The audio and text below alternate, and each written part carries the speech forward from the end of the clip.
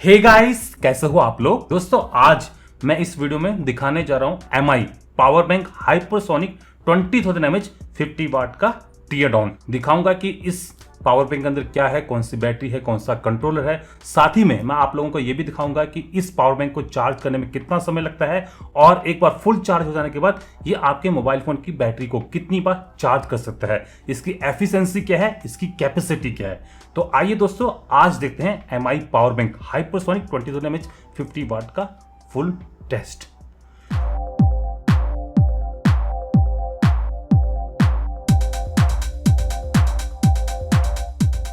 सबसे पहले देखते हैं कि इस पावर बैंक के अंदर है क्या, मतलब कि करते हैं इसका टीयर डाउन। एज यूजुअल जैसे कि होता है MI के प्लास्टिक वाले पावर बैंक्स में कि हमें सबसे पहले इस प्लेट को निकालना होता है और इस प्लेट के नीचे 2 स्क्रूज होते हैं। चलिए इसको निकालते हैं। तो ये होगी इसकी पीछे वाली प्लेट, मेटल की बनी हुई है, दिस इज मेटल। और यहाँ पर है 2 नहीं 4 स्क्रूज। आइए इन चारों स्क्रूज को निकालते हैं। चारों स्क्रूज को मैंने निकाल दिया है और ये जो पावर बैंक है ये आगे की साइड को कुछ इस टाइप से निकल जाएगा। ये हो गया इसका केस, प्लास्टिक का बना हुआ है केस है। ये हो गया इसका बटन और यहाँ पर है इसकी बैटरी। ये 10,000 mAh की बैटरी है, 2 पार्ट में ये बैटरी है। चलिए अब इसको बाहर निकालते हैं। काफ़ी स्ट्रॉन्ग एडहेसिव का यहाँ पर इस्तेमाल हुआ है। एक स्क्रू है यहाँ पर, एक स्क्रू यहाँ पर भी है। तो फाइनली ये ऊपर वाला कवर निकल गया है। इसमें काफ़ी सारा कंडक्टिव मटेरियल था टू मिनिमाइज EM या फिर RF इंटरफेरेंस। चलिए इसको साइड में रखते हैं। तो यहाँ पर है इसकी बैटरी और यहाँ पर है इसका कंट्रोलर बोर्ड। आइए अब इनको बाहर निकालते हैं। तो फाइनली ये जो पावर बैंक है ये हो गया है डिसअसेंबल। ये है इसकी केसिंग, काफ़ी मजबूत केसिंग है ये प्लास्टिक की और इस पर शील्डिंग का इस्तेमाल किया गया है। तो यहाँ पर है इसकी मेन बैटरी, 2 बैटरीज हैं ऑफ 10,000 mAh। ये rechargeable lithium ion polymer cell हैं। इसका साइज है 10 mm थिकनेस, 61 mm इसकी विड्थ है और 115 mm इसकी लेंथ है। और ये 20 सर्टिफाइड बैटरी है, 3.7 और 4.35 वोल्ट की, 37 वाट आवर इसकी कैपेसिटी है। सिंगल सेल की ऐसी 2 बैटरीज हैं। और यहाँ पर है इसका मेन बोर्ड। चलिए बोर्ड पर कंपोनेंट्स को आइडेंटिफाई करते हैं। स्टार्ट करते हैं इस साइड से। इस साइड हैं 2 USB टाइप A पोर्ट और एक USB टाइप C पोर्ट हो गया। यहाँ पर 4 इंडिकेटिंग LEDs हैं। यहाँ पर एक MOSFET है 7534, ऐसे 3 और MOSFET हैं यहाँ पर। ये हो गया साउथ चिप की SC8721, ये बूस्ट बक कन्वर्टर हो गया। यहाँ पर 2 MOSFET हैं N चैनल 6380, यहाँ पर 2 और हैं 8104। ये कोर IC है GF6R4603। इस IC के बारे में पता नहीं चल पा रहा है। यहाँ पर एक फिजिकल बटन हो गया। बैटरी के 2 कनेक्टर्स यहाँ पर हैं। यहाँ पर NTC सेंसर कनेक्टेड है। NTC सेंसर मेन यहाँ पर लगा हुआ है। पीछे की साइड को 2 बड़े कॉइल्स हैं। यहाँ पर है 3H Geo, ये है 200 Ti128।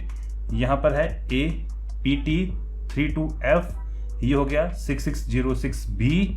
यहाँ पर है SVFLA, यहाँ पर है साउथ चिप का बूस्ट बक कन्वर्टर SC8815, ये हो गया 228F और ये हो गया GF6R। और बैटरी के 2 कनेक्टर्स यहाँ पर भी हैं। तो ये है इसका main board. I think that कि अब आप लोगों को पता चल गया होगा कि MI power bank hypersonic 20,000 mAh के अंदर क्या होता है, कौन सी बैटरी है और कौन सी ICs हैं। आइए अब इसको असेंबल करते हैं।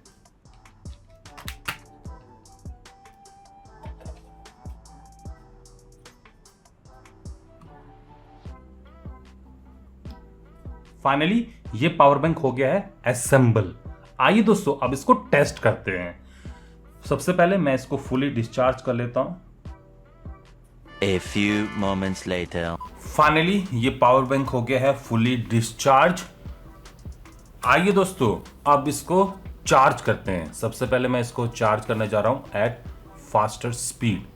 मैं इस बेस एस के 120 वाट के चार्जर से इसको चार्ज करने जा रहा हूँ और पावर को मॉनिटर करने के लिए मैं विट्रन के इस U2 का इस्तेमाल कर रहा हूँ। आइए इसको चार्जिंग पर लगाते हैं। मैं टाइप सी पोर्ट से इसको चार्ज करने जा रहा हूँ और ये इस समय चार्ज हो रहा है एट 15 वोल्ट 2.54 एम्पियर पर, मतलब कि 38.2 वाट पर। बताया तो जा रहा है कि ये 20 वोल्ट पर भी चार्ज होता है, बट मैंने दोस्तों बहुत सारे चार्जर को ट्राई कर लिया, बट किसी से भी मुझे इसमें 20 वोल्ट की चार्जिंग नहीं मिली है। चलिए देखते हैं कि 15 वोल्ट और 2.55 एम्पियर पर मतलब इसको चार्ज करने में कितना समय लगता है। फाइनली ये पावर बैंक हो गया है फुली चार्ज और इसको चार्ज करने में लगे हैं 3 आवर्स 34 मिनट्स एट 15 वोल्ट्स और कुल मिला के 5.7 एम्पियर आवर यहाँ पर कंज्यूम हुए हैं, मतलब कि 85.82 वाट आवर की एनर्जी कंज्यूम हुई है इसको चार्ज करने में, जबकि इसके अंदर है 74 वाट आवर की बैटरी। तो कुल मिला के इसकी चार्जिंग एफिशिएंसी बनती है 86%, जो कि काफी बढ़िया है। चलिए दोस्तों अब इसकी कैपेसिटी को मेजर करते हैं, मतलब कि इसको डिस्चार्ज करते हैं। यहाँ पर मैं HD35 को एज ए डिजिटल लोड इस्तेमाल कर रहा हूँ और सेम विट्रन के U2 को एज ए मॉनिटर।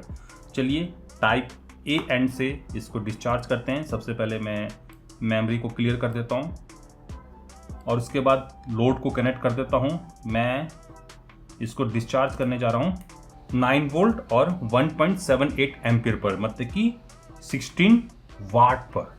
आइए देखते हैं कि इसको इस कंडीशन में डिस्चार्ज होने में कितना समय लगता है और कितनी एनर्जी हमें इससे वापस मिलती है।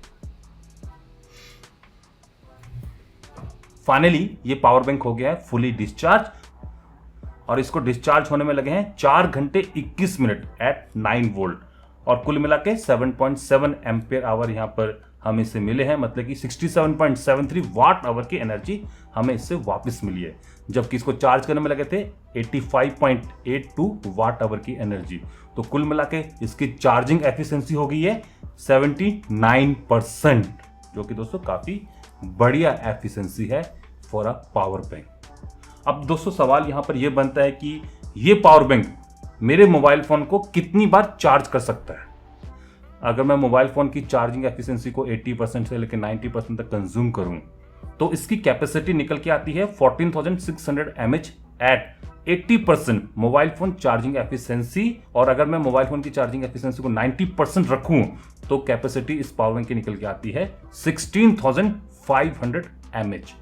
तो आप इस डाटा से कैलकुलेट कर सकते हो कि ये पावर बैंक आपके मोबाइल फ़ोन को कितनी बार चार्ज कर सकता है। जैसे कि अगर आपके मोबाइल फ़ोन के अंदर 4000 mAh की बैटरी है तो ये पावर बैंक उसको 3.65 टाइम्स से लेके 4.125 टाइम्स चार्ज कर सकता है, मतलब कि ये पावर बैंक मोबाइल फोन को 3 बार तो पूरी तरीके से, मतलब कि 0 to 100% और चौथी बार भी 100% तक चार्ज कर सकता है, depending upon the mobile phone charging efficiency.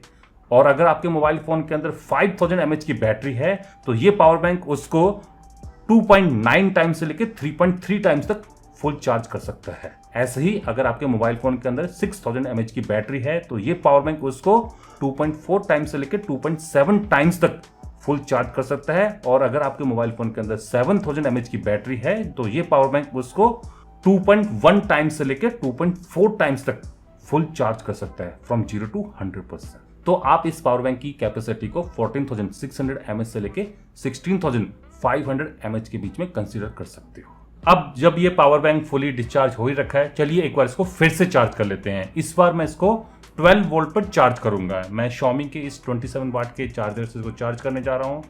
इस समय ये पावर बैंक चार्ज हो रहा है 12.165 वोल्ट पर और करंट है 1.35 एम्पियर, मतलब कि 16.5 वाट पर। आइए देखते हैं कि इसको 12 वोल्ट पर चार्ज होने में कितना समय लगता है और कितनी एनर्जी कंज्यूम होती है।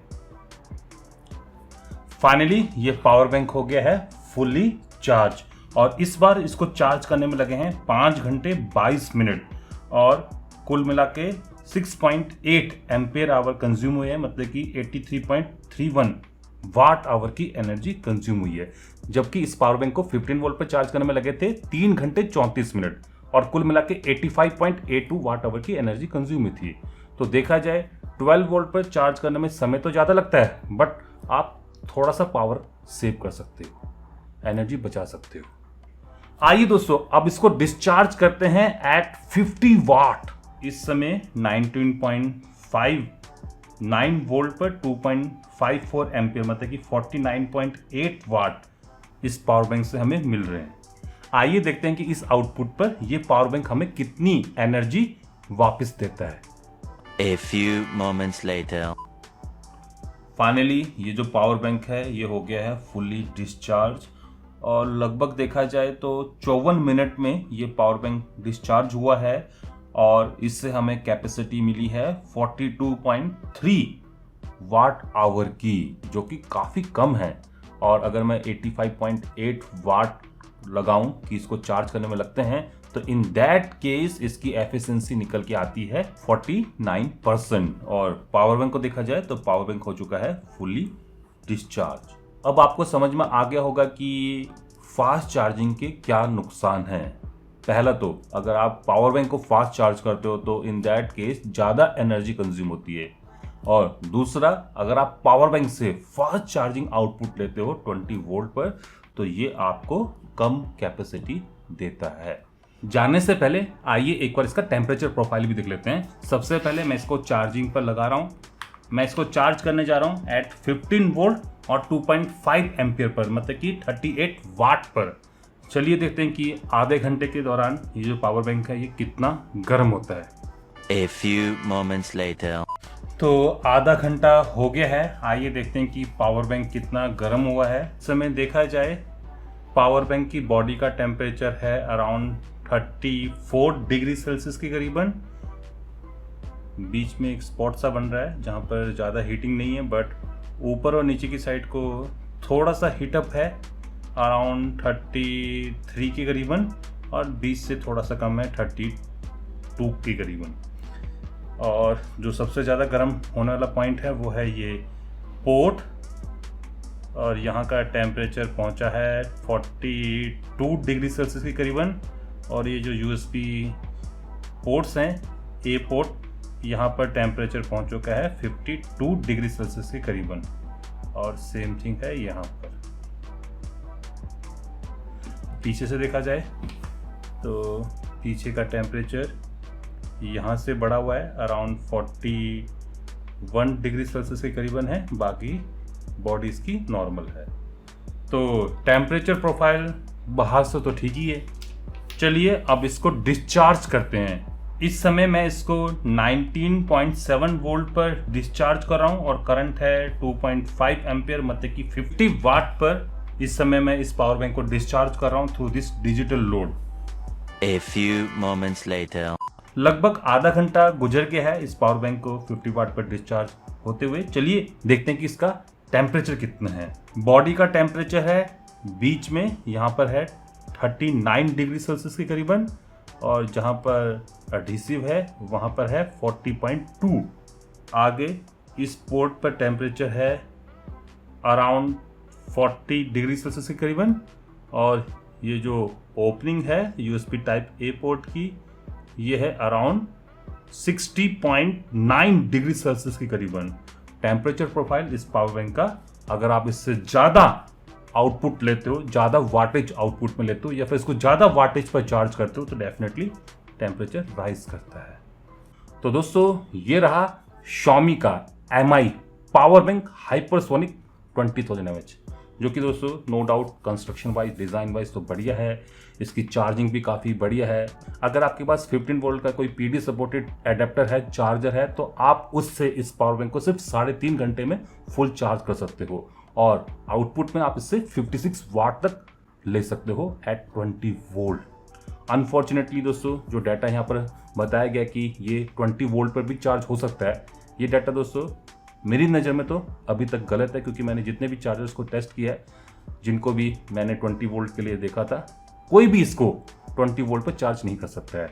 और ऐसे ही इसकी आउटपुट में बताया गया कि ये 10 वोल्ट पर 5 एम्पियर तक करंट दे सकता है। बट दोस्तों जब मैंने इसको टेस्ट किया, मुझे कहीं पर भी किसी भी सिनेरियो में, चाहे वो PD 3.0, 2.0 या फिर Qualcomm QuickCharge 3.0 या फिर कोई और प्रोटोकॉल्स हो, कहीं पर भी ना ही इसके टाइप ए पोर्ट से, ना ही इसके टाइप सी पोर्ट से 10 वोल्ट एट 5 एम्पियर मिले। मुझे मैक्सिमम 10 वोल्ट एट 2.9 एम्पियर तक मिले, मतलब कि 29 वाट मिले हैं। तो ये डाटा भी मुझे कुछ गलत लग रहा है।